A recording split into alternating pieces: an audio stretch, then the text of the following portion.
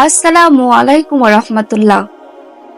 আশা করি আল্লাহ তাআলার অশেষ মেহেরবানিতে সকলেই ভালো আছেন। মানুষের মধ্যে সবচেয়ে বড় সৌভাগ্যবান তারা যারা মৃত্যুর পর জান্নাত লাভ করবে, আর সবচেয়ে হতভাগ্য তারাই যারা মৃত্যুর পর জাহান্নামে যাবে।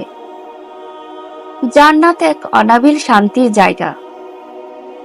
জান্নাতের শান্তির পূর্ণ বিবরণ দেওয়া মানুষের সাধ্যের বাহিরে। জান্নাতীদের বর্ণনায় মহান আল্লাহ তাআলা বলেন, তাদের জন্যই রয়েছে নির্ধারিত রুজি, ফলমূল এবং তারা সম্মানিত। তাদের জন্য রয়েছে নিয়ামতের বাগান সমূহ। তারা মুখোমুখি হয়ে আসনে আসীন থাকবে। তাদেরকে ঘুরে ফিরে পরিবেশন করা হবে স্বচ্ছ পানপাত্র। তা হবে উজ্জ্বল পানীয়, পানকারীদের জন্য সুপেয় সুস্বাদু। তার দরুন তাদের দেহে কোনো ক্ষতি হবে না এবং তাদের জ্ঞান বুদ্ধিও নষ্ট হবে না। তাদের নিকট দৃষ্টি সংরক্ষণকারী সুন্দর চক্ষু বিশিষ্ট নারীগণ থাকবে। তারা এমন স্বচ্ছ যেমন ডিমের খোসার নিচে লুকানো ঝিল্লি। সূরা সাফফাত আয়াত 41 থেকে 49। জান্নাতে মানুষের জন্য রুজি রয়েছে। তাদের জন্য ফলবাগান রয়েছে। তারা হুরদের নিয়ে মুখোমুখি উঁচু আসনে বসে থাকবে। তাদের সামনে উৎকৃষ্ট মানের শরাব পরিবেশন করা হবে। তাতে বিবেকের কোনো ক্ষতি হবে না। তাদের উপভোগের জন্য হরিণ নয়না সুদর্শনা নারীগণ থাকবে। তারা এত স্বচ্ছ নরম যেমন ডিমের খোসার নিচে লুকানো ঝিল্লি। শরাবের এই পানপাত্র নিয়ে ঘুরতে থাকবে সুশ্রী বালকেরা। মহান আল্লাহ তাআলা অন্যত্র বলেন, তাদের খেদমতের জন্য ঘুরতে থাকবে তাদের জন্য নিযুক্ত সেবক বালক। তারা যেন লুকানো মুক্তা। সূরা তুর আয়াত 24। মহান আল্লাহ তাআলা অন্যত্র বলেন, তাদের সেবার জন্য ঘুরতে থাকবে এমন সব ছেলে যারা সব সময় বালকই থাকবে। তোমরা তাদেরকে দেখলে বিক্ষিপ্ত মণিমুক্তা বলে মনে করবে। সূরা দাহর আয়াত 19। মহান আল্লাহ তাআলা আরেক জায়গায় বলেছেন, তোমরা এবং তোমাদের স্ত্রীরা জান্নাতে প্রবেশ করো, তোমাদেরকে সন্তুষ্ট করে দেওয়া হবে। তাদের সামনে সোনার থালা ও পানপাত্র সমূহ পরিবেশন করা হবে এবং মন ভোলানো ও দৃষ্টি পরিতৃপ্তকারী জিনিস সমূহ সেখানে থাকবে। তাদেরকে বলা হবে, এখন তোমরা চিরদিন এখানেই থাকো। তোমরা পৃথিবীতে যে নেক আমল করেছিলে সেই সব আমলের দরুন তোমরা এই জান্নাতের উত্তরাধিকারী হয়েছ। তোমাদের জন্য এখানে প্রচুর ফল ফলাদি রয়েছে যা তোমরা খাবে। সূরা জুকরুফ আয়াত 70 থেকে 73। আল্লাহ তাআলা অন্যত্র বলেন, মুত্তাকি লোকদের জন্য যে জান্নাতের ওয়াদা করা হয়েছে তার পরিচয় তো এই যে তাতে স্বচ্ছ ও সুমিষ্ট পানির ঝর্ণাধারা প্রবাহমান রয়েছে। এমন দুধের ঝর্ণাধারা প্রবাহমান রয়েছে যার স্বাদ ও বর্ণ কখনো বিকৃত হবে না। এমন পানির ঝর্ণাধারা প্রবাহমান থাকবে যা পানকারীদের জন্য সুস্বাদু ও সুপেয় হবে। আর এমন মধুর ঝর্ণাধারা প্রবাহমান রয়েছে যা অতীব স্বচ্ছ ও পরিচ্ছন্ন। সেখানে তাদের সর্বপ্রকারের ফল থাকবে এবং তাদের প্রতিপালকের পক্ষ থেকে রয়েছে ক্ষমা। সূরা মুহাম্মদ আয়াত 15। আল্লাহ তাআলা আরো বলেন, আর যারা আপন প্রতিপালকের সামনে আসার ব্যাপারে ভয় পোষণ করে তাদের প্রত্যেকের জন্যই দুটি করে বাগান রয়েছে। সূরা রহমান আয়াত ৪৭। উভয় বাগানই সবুজ সতেজ ডালপালায় পরিপূর্ণ।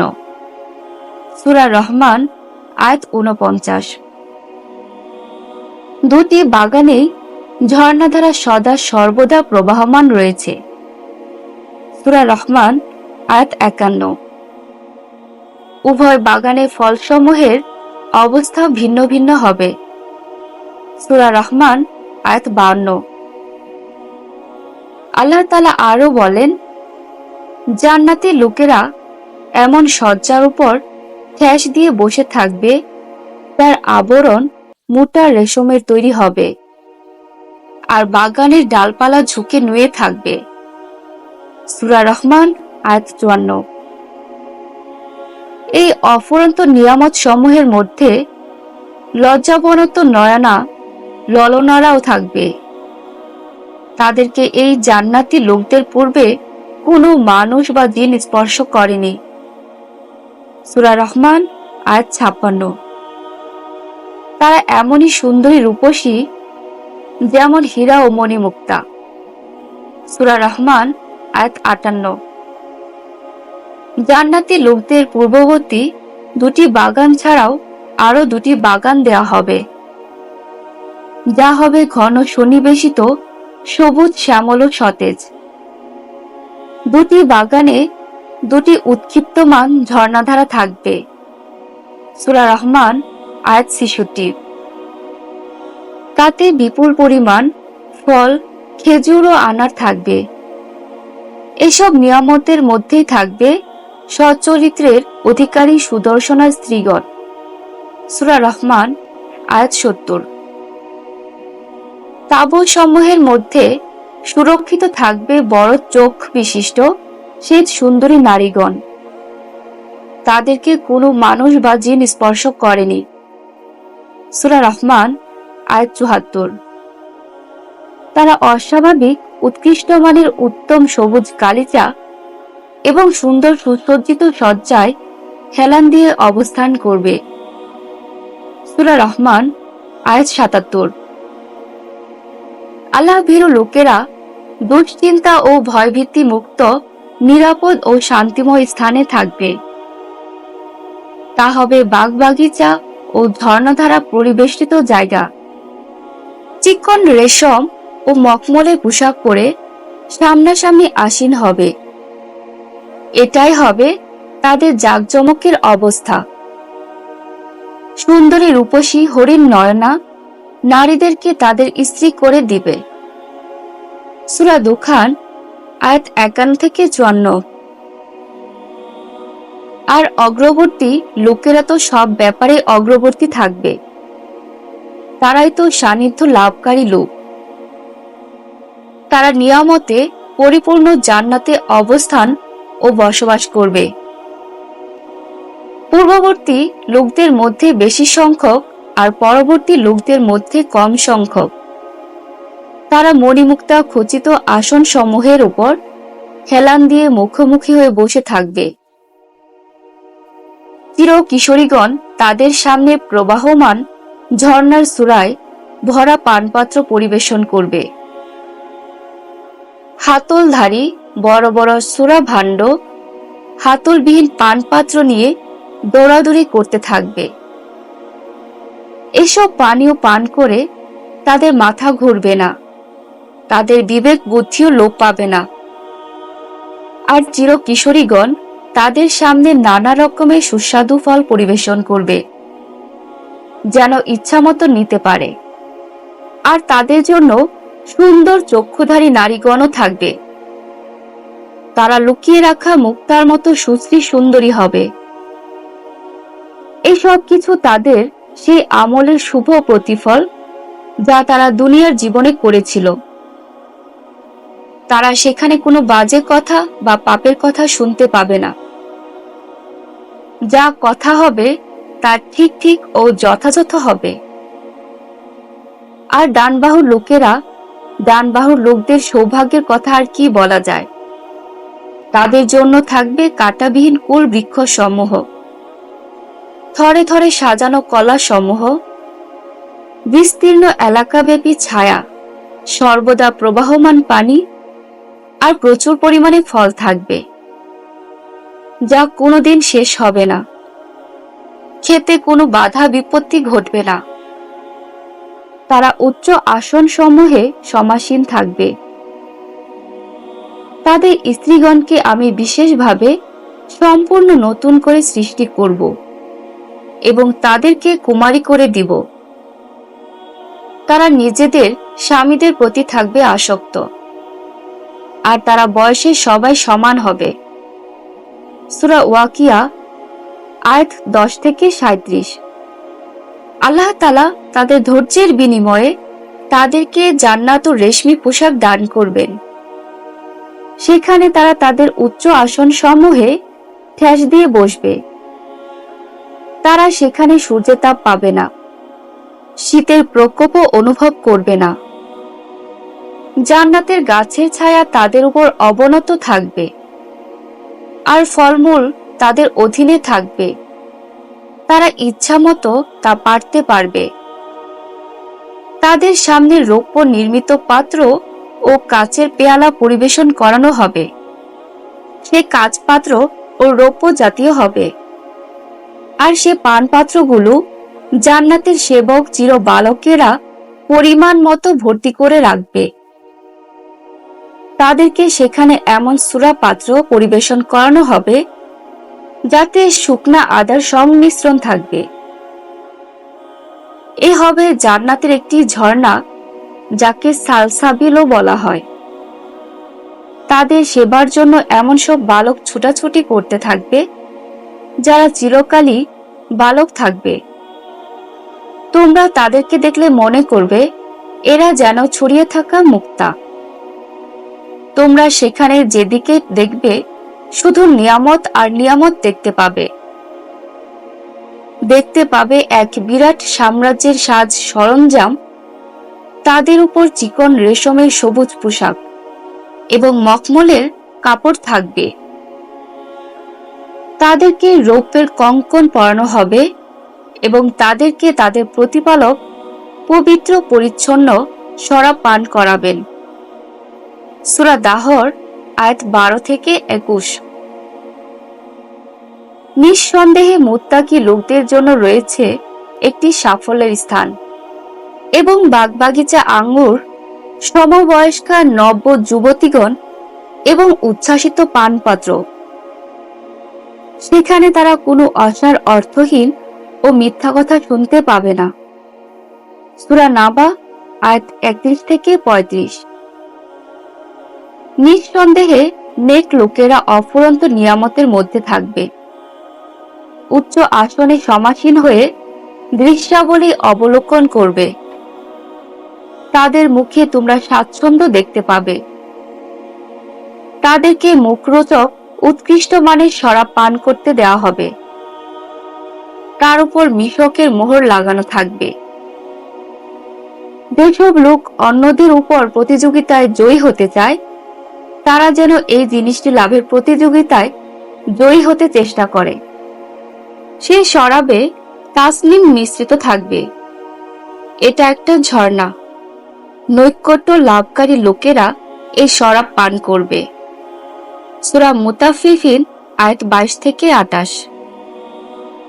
সেদিন কতিপয় লোকের মুখ উজ্জ্বল ঝকঝকে হবে। তারা নিজেদের চেষ্টা সাধনার জন্য সন্তুষ্ট চিত্ত হবে। সুউচ্চ মর্যাদা সম্পন্ন জান্নাতে অবস্থান করবে। সেখানে তারা কোনো বাজে কথা শুনবে না। সেখানে ঝর্ণাধারা প্রবাহমান থাকবে। সমুন্নত আসন সমূহ থাকবে। পানপাত্র সমূহ সুসজ্জিত থাকবে। গির্দা বালিশ সমূহ সারিবদ্ধ থাকবে এবং সুদৃশ্য মখমলের বিছানা পাতানো থাকবে। সূরা গাশিয়া আয়াত 8 থেকে 16। আবু হুরায়রা রাদিয়াল্লাহু তাআলা আনহু বলেন, রাসূলুল্লাহ সাল্লাল্লাহু আলাইহি সাল্লাম বলেছেন, আল্লাহ তাআলা বলেন, আমি আমার নেক বান্দাদের জন্য এমন জিনিস প্রস্তুত করে রেখেছি যা কখনো কোনো চক্ষু দেখেনি, কোনো কান শোনেনি এবং কোনো অন্তর কখনো কল্পনাও করেনি। এই হাদিসের স্পষ্ট বিবরণ দেওয়া খুব কঠিন, কারণ আল্লাহ তাআলা জান্নাতে মানুষের ভোগ বিলাস আরাম আয়েশের জন্য এমন কিছু ব্যবস্থা করেছেন যা মানুষের চোখ কোনোদিন দেখেনি, অথচ মানুষ পৃথিবীর অনেক কিছু দেখেছে। মানুষের কান কোনোদিন শোনেনি, অথচ মানুষের কান অনেক নতুন পুরাতন রাজাধিরাজের ভোগবিলাসী কাহিনী শুনেছে। মানুষের অন্তর কোনোদিন পরিকল্পনা করেনি, অথচ মানুষের অন্তরে অনেক কিছুই পরিকল্পনা হয়। জান্নাত এ সকল পরিকল্পনার চেয়েও ভিন্ন। আবু হুরায়রা রাদিয়াল্লাহু তাআলা আনহু বলেন, রাসূল পাক সাল্লাল্লাহু আলাইহি সাল্লাম বলেছেন, জান্নাতে একটি চাবুকের সমপরিমাণ জায়গা গোটা দুনিয়া ও তার মধ্যে যা কিছু আছে তা থেকে উত্তম। জান্নাতের সাথে পৃথিবীর আসলে কোনো তুলনা হয় না। আনাস রাদিয়াল্লাহু তাআলা আনহু বলেন, রাসূলুল্লাহ সাল্লাল্লাহু আলাইহি সাল্লাম বলেছেন, আল্লাহর পথে এক সকাল এক সন্ধ্যা ব্যয় করা দুনিয়া ও তার সমস্ত সম্পদ হতে উত্তম। যদি জান্নাতের কোনো নারী পৃথিবীতে উকি দেয়, তবে গোটা পৃথিবী তার রূপের ছটায় আলোকিত হয়ে যাবে এবং আসমান ও জমিনের মধ্যবর্তী স্থানসমূহ সুগন্ধিতে পরিণত হবে। এমনকি জান্নাতের নারীদের মাথার ওড়না গোটা দুনিয়া ও তার সবকিছুর চেয়ে উত্তম। জান্নাতের কোনো কিছুর সাথে পৃথিবীর কোনো বস্তুর তুলনা চলে না। মুস্তাওরিদ ইবনে সাদ্দাদ রাদিয়াল্লাহু তাআলা আনহু বলেন, আমি রাসূল পাক সাল্লাল্লাহু আলাইহি সাল্লামকে বলতে শুনেছি, আল্লাহর কসম, পরকালের তুলনায় দুনিয়ার উদাহরণ হলো যেমন তোমাদের কেউ সাগরের মধ্যে নিজের একটি আঙ্গুল ডুবানোর পর লক্ষ্য করে দেখুক আঙ্গুল কি পরিমাণ পানি নিয়ে আসলো। জাবির রাদিয়াল্লাহু তাআলা আনহু হতে বর্ণিত, রাসূলুল্লাহ সাল্লাল্লাহু আলাইহি সাল্লাম একটি কানকাটা ছোট মরা ছাগলের পাশ দিয়ে যাওয়ার সময় বললেন, তোমাদের এমন কেউ আছে যে ছাগলটি 1 দিরহামের বিনিময় নিতে পছন্দ করে? সাহাবীগণ বললেন, আমরা তো কোনো কিছুর বিনিময়ে নিতে পছন্দ করি না। তখন নবী করিম সাল্লাল্লাহু আলাইহি সাল্লাম বললেন, আল্লাহর কসম, তোমাদের কাছে এই মরা কানকাটা বাচ্চা ছাগলটি যত তুচ্ছ, দুনিয়া আল্লাহর কাছে তার চাইতেও অনেক গুণ বেশি তুচ্ছ। সাহেল ইবনে সাদ রাদিয়াল্লাহু তাআলা আনহু বলেন, রাসূলুল্লাহ সাল্লাল্লাহু আলাইহি সাল্লাম বলেছেন, যদি দুনিয়ার মূল্য আল্লাহর কাছে মাছির একটি পাখার সমতুল্য হতো, তাহলে তিনি কোনো কাফিরকে এক ঢোকও পানি পান করতে দিতেন না। পৃথিবীর মূল্য একটি কানকাটা মরা বাচ্চা ছাগলের সমান নয়, আঙ্গুলের 1 ফোঁটা পানির সমানও নয়, এমনকি একটি মাছির পাখার সমানও নয়, যা উপরের উল্লেখিত হাদিসগুলো প্রমাণ করে। অতএব আল্লাহর কাছে পৃথিবীর কোনো মূল্য নেই যাকে আমরা জীবনের সর্বক্ষেত্রে অধিক প্রাধান্য দিয়েছি। অথচ জান্নাত একটি চিরস্থায়ী ভোগবিলাসের অতীব উত্তম স্থান। মহান আল্লাহ তাআলা আমাদের সকলকে জান্নাতের অধিবাসী হওয়ার সৌভাগ্য দান করুন। আমিন।